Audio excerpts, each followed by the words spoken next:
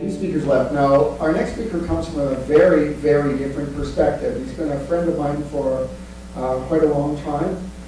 He's been actually a great supporter of Zoocheck over the years and has been there.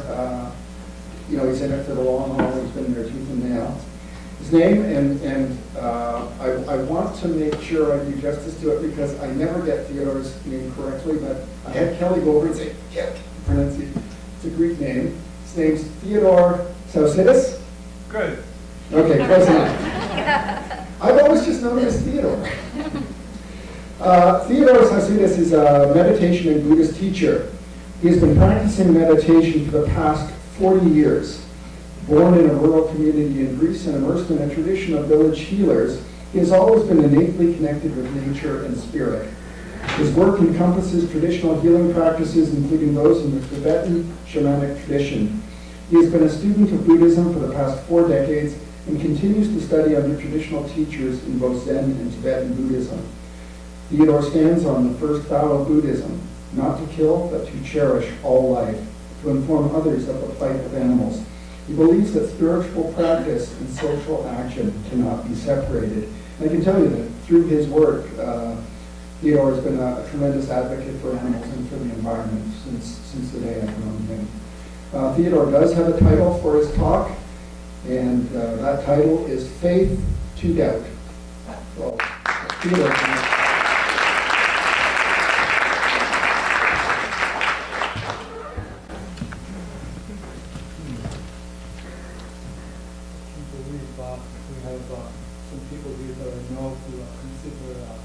Very inspirational luminaries, Peter, Jenny, his wife, Steve, and me for a long time.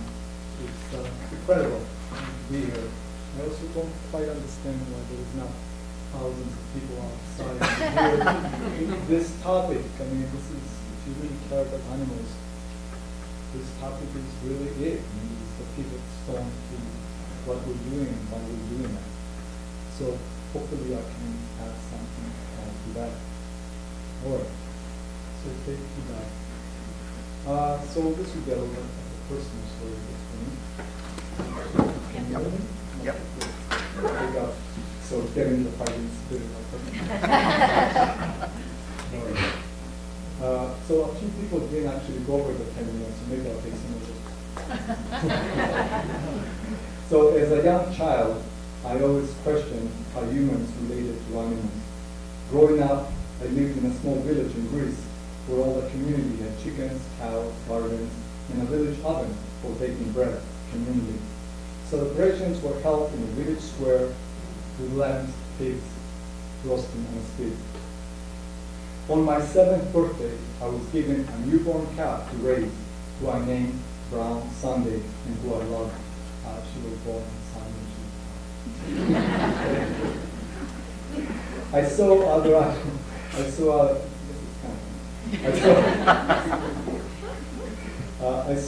animals were taken. It's actually not very funny. I saw other animals were taken away to be killed, but not my calf. I frequently asked my parents and the village elders, why do we have to kill and eat animals? I lived in a society where we had deep respect for elders, so I listened to what they said. But I always felt deep inside that their answers were somehow flawed. Answers like, we need to eat animals to survive. God grants it. Or animals really don't feel pain, they're part of the circle of life, that kind of thing. Even as a child, these answers did not satisfy me. I felt this wasn't right. So I spent the rest of my life up till now, really. What's going on? What's going on? Why can't others see the evidence of how the whole process involved in eating animals, hurting others, is deeply and irretrievably wrong? The answer to those questions, at least for me, is the topic of this talk tonight, and that is the insight I've gained to make the world a better place for animals is people must experience an inner change, and I have to be the first to change. If people are to see this flawed reasoning, if people are to change and stay changed and become part of this revolution of peace, then there has to be an interchange first, and I have to be the first one to change. To some, this may sound confusing or too simplistic, but stay with me. I also make full disclosure here by saying this insight has come from many years of formal meditation practice and Buddhist training. Other people may follow other paths for self-discovery, but this one has been the most effective for me. The most important realization within this interchange is understanding that when I speak with others, I'm actually encountering myself. This means that I'm relating to another human being as a human being, one with thoughts, emotions, sensations, and experiences that each one of us manifests. From this insight, I can relate to others more readily as an individual, as a man, as a member of family, as part of society, and all that it entails. I understand now that I represent myself consciously or unconsciously in a certain way. In that certain way of relating, there is a story, a profound and universal narrative in which all of us dwell. So when I speak to someone who is participating in the exploitation of animals, and if I'm able to see that narrative in both of us, my capacity to communicate with them is a lot more effective. I can understand now that it is natural for them, or any of us, in situations of being confronted with our beliefs, traditions, and flawed thinking, that we can feel that someone or something is threatening us. We can feel righteous, indignant, and experience a variety of other emotions like anger, resentment, vengeance, fear. If I cannot see myself in the other or hear my own voice, then I cannot hear the voice of others, since they are distorted by my own disconnect and my own lack of understanding. So to begin to fulfill our desire to end suffering in this world, we must first give voice to the suffering in our own body, mind. Now that I recognize that it's myself that I'm encountering in others, I realize how difficult it can be to try and show something to someone who they're not willing or actually able to actually see. This learning to see myself in others has been an incredible and powerful experience in softening, in neutralizing the rage, the anger, the frustration, the impatience, and the despair that can arise in myself and others involved in this work of liberating all beings. Instead of experiencing negativity, frustration, and defeatism, I'm now able to hold all this in a much broader space.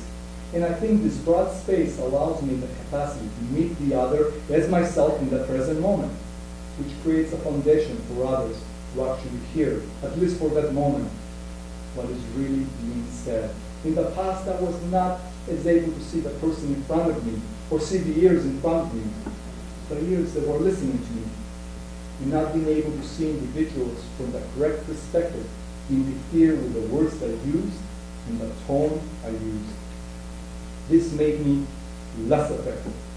So now I think I know a bit better when to stop, when to proceed, how much to push or not to push, what to say, what not to say.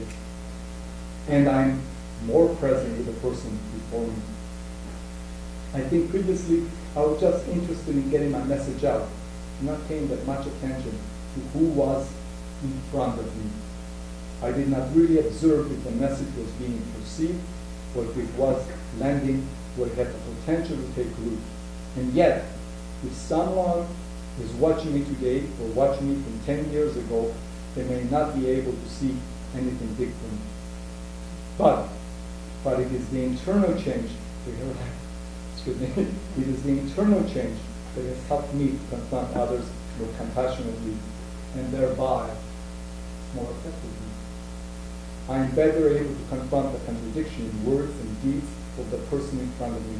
I know this deeply because my own teachers hold space for my own personal contradictions as well.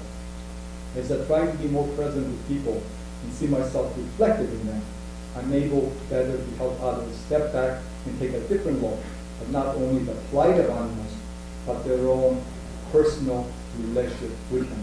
For example, by asking a question such as, do you really think that factory farming or slaughterhouses are a pleasant experience for animals? If they are truly honest, and if you can hold the space for them to really see me too, then the answer has to be, no, it's not. If I can help someone to let go of their self-interest and allow them to virtually see the abuse and murder of animals, then they are forced to make a choice of either turning away or taking responsibility. If I say to someone, see yourself take a knife, then stab the neck of a cow, a pig, a dog, a human child, what does it do to your body? Can you just listen to your body? Can you just feel your body? What happens? That's all I'm interested in. Is there some kind of recoiling? When the knife enters the neck of that being, are you jumping back? I teach meditation in Buddhism. And what Buddhism and meditation does, it forces you, whether you want it or not, it forces you to feel. And then you have to take what you feel, and you either have to negate it or you have to accept it. It is impossible to be a sincere student of Buddhism and continue to eat animals. Or at the very least, if you do eat animals, know that you are complicit in an act of great violence. Although Buddhism is just another label, and others may travel another path to the same realization I come to, this is the path that forces me to verify any belief through my own efforts, through my own experience. The label doesn't matter. What is important is whether anyone, including myself, has taken responsibility to validate for themselves whether something is true or false. So in closing, I've learned that the more I understand myself and see myself in the other, the more effective my voice can be on behalf of animals. It is said, those who inflict suffering on others have a virus. They are unwell. So instead of trying to convince them of that, to see that they believe in what they do is wrong, you work just on the virus. The virus, from the Buddhist perspective, is greed, self-cherishing, hatred, and ignorance. As I continue to work on clearing the virus in my own life, as I observe the self-interest in me as well as others, I am better able to connect and hear and see others more clearly, and I'm better able to hold the space in which the voices of the animals can be finally heard. Thank you.